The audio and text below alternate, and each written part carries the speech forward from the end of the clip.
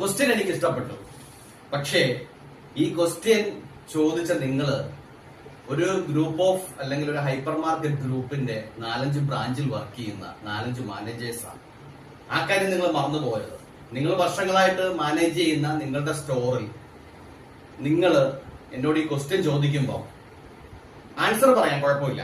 പക്ഷെ നിങ്ങൾ അത് ചോദിക്കരുതായിരുന്നു എന്ന് എനിക്ക് റിക്വസ്റ്റ് ഉണ്ട്. എന്താണെന്നറിയാമോ? നിങ്ങളുടെ എക്സ്പീരിയൻസ് അതൊരു വലിയ ഘടകമല്ലേ. ആ എക്സ്പീരിയൻസ് ഉള്ളവർ ഇത് ചോദിക്കാൻ പാടില്ല. പക്ഷെ പുതിയതായിട്ട് ഈ റോഡിലേക്ക് വരുന്നവർക്ക് ചോദിക്കാം. എങ്കിലും ഞാൻ ആൻസർ പറയാം, തെറ്റൊന്നുമില്ല. നിങ്ങൾക്കറിയാം, ഈ ആൻസർ നിങ്ങൾക്കറിയാം.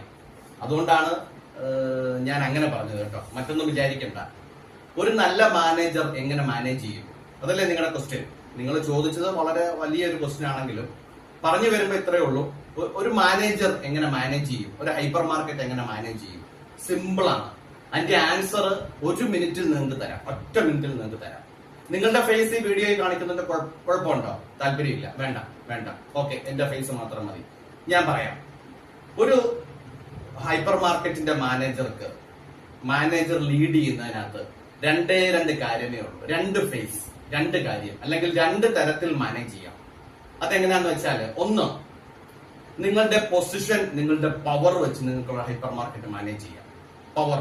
പക്ഷെ അത് കൂടുതലും നിങ്ങളുടെ ടേബിളിലും നിങ്ങളുടെ ചെയറിലും നിങ്ങളുടെ ഓഫീസ് റൂമിലും ഇരുന്നുള്ള മാനേജ്മെന്റ് ആയിരിക്കും. അങ്ങനെ വരുമ്പോൾ നിങ്ങൾക്ക് മാനേജ് ചെയ്യാം. അവിടെ ഇരുന്നുകൊണ്ട് നിങ്ങൾ പറയുക, സൂപ്പർവൈസറെ വിളിക്കുക, മാനേജറെ വിളിക്കുക, പർച്ചേസറെ വിളിക്കുക, അക്കൗണ്ടന്റിനെ വിളിക്കുക, മീറ്റിംഗ് നടത്തുക, സ്റ്റാഫിനെ വിളിക്കുക, സംസാരിക്കുക, അങ്ങനെ വർക്ക് ചെയ്യണം, ഇങ്ങനെ വർക്ക് ചെയ്യണം, സെയിൽ കുറവാണ്, കാറ്റഗറി സെയിൽ കൂട്ടണം, കാറ്റഗറിയിൽ കുറവാണ്, സ്റ്റോക്ക് കീപ്പ് ചെയ്യണം, ഒക്കെ പറയാം. അപ്പൊ നിങ്ങൾക്ക് ആ രീതിയിൽ നിങ്ങളുടെ പവർ ഉപയോഗിച്ച് നിങ്ങൾക്ക് ഒരു ഹൈപ്പർ മാർക്കറ്റ് മാനേജ് ചെയ്യാം.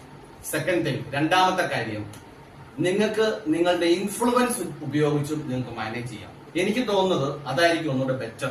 നിങ്ങളുടെ ഇൻഫ്ലുവൻസ്, നിങ്ങളുടെ സ്റ്റാഫിന് മനസ്സിലാകണം, എന്റെ മാനേജർ ഇങ്ങനെയാണ്, മാനേജർ ഉദ്ദേശിക്കുന്നത് ഇങ്ങനെയാണ്, ഈ രീതിയിൽ മുന്നോട്ട് പോയാൽ ഭംഗിയാകും എന്ന് നിങ്ങളുടെ ഇൻഫ്ലുവൻസ് കൊണ്ട് നിങ്ങളുടെ സ്റ്റാഫിന് മനസ്സിലാക്കണം.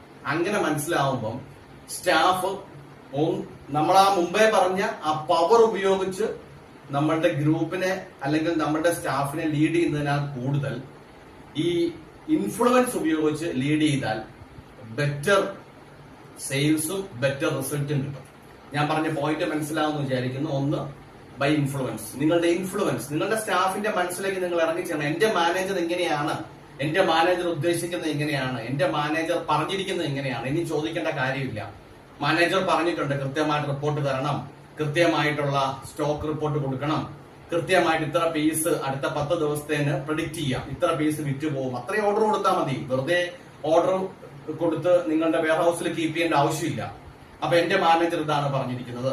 ഈ രീതിയിൽ ബൈ ഇൻഫ്ലുവൻസ് നിങ്ങളുടെ സ്റ്റാഫിൽ ഉണ്ടാക്കിയെടുത്താൽ ബെസ്റ്റ് അതായിരിക്കും. അപ്പൊ ഒരു പരിധിവരെ ഞാനൊക്കെ ചെയ്യുന്നത് അങ്ങനെയാണ്. ഞാൻ എന്റെ പവർ ഉപയോഗിച്ച് ആരെയും യൂസ് ചെയ്യാറില്ല. ഞാൻ എന്റെ ഇൻഫ്ലുവൻസ് ആണ് എന്റെ സ്റ്റാഫിൽ കൂടുതലും ഞാൻ കൊടുക്കുന്നത്. അപ്പൊ അതുകൊണ്ട് ഈ 2 തരത്തിലാണ് നമുക്ക് മാനേജ് ചെയ്യാൻ പറ്റുന്നത്. മൂന്നാമതൊരു തരമില്ല, ഡെഫിനിറ്റ്, അതിന് മാറ്റമില്ല. ഈ 2 തരത്തിലെ നിങ്ങളുടെ സ്റ്റാഫിനെ അല്ലെ നിങ്ങളുടെ ടീമിനെ നിങ്ങൾക്ക് ലീഡ് ചെയ്യാൻ പറ്റുള്ളൂ. ഞാൻ പറഞ്ഞത് മനസ്സിലായി എന്ന് വിചാരിക്കുന്നു. കൂടുതലായിട്ട് ഈ വിഷയത്തിൽ ഒരു വീഡിയോ തന്നെ ഞാൻ ചെയ്യാം. Thank you.